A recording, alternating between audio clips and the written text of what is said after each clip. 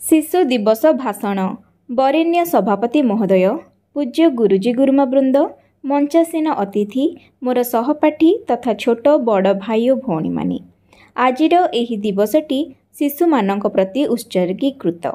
मते एही महान दिवस रे किछि कहिबार सुजोग मिलिथिबारु मु निजको धन्य मने करुअछि।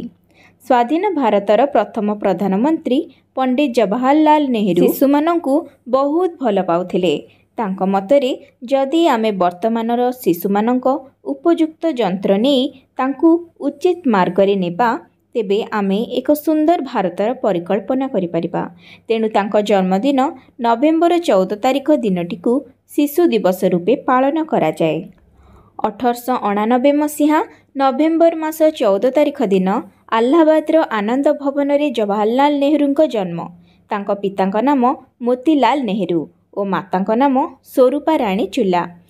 नेहरूंकर बाल्य जीवन प्राचुर्य एवं ऐश्वर्य मध्यरे अतिबाहित होइथिला।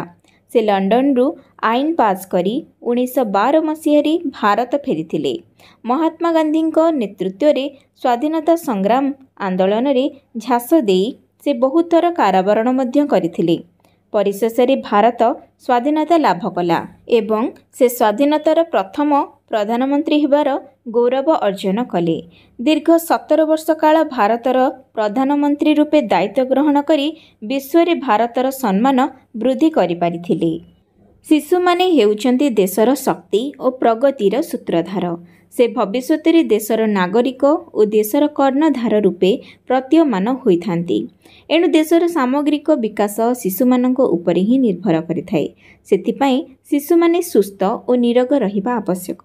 एथिपाई नेहरू सर्वदा शिशुमानंक उन्नतिर परिकल्पना करुथिले। सेमानंकर सर्वांगीन उन्नति पाई सतत चेष्टित थिले।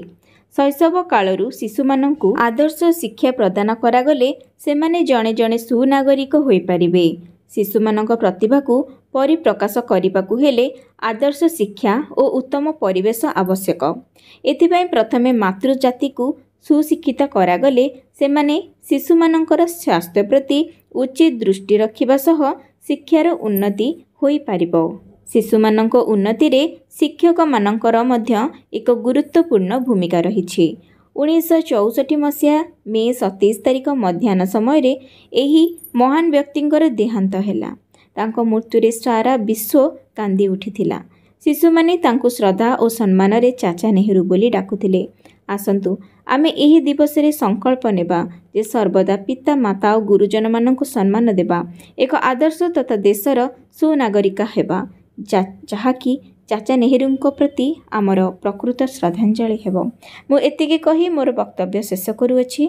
जय हिंद। तेबे दर्शक बंधु, जदि आजिर भिडियोटी आपण मानकु भल लागि थाए और आपण माने किछि नुआ सिखिबाकु पाई थांती तेबे भिडियोटी को लाइक, शेयर और सब्सक्राइब करबाकु भूलिबे नाही। भिडियोटी को शेष पर्यंत देखिथिबारु धन्यवाद। जय जगन्नाथ।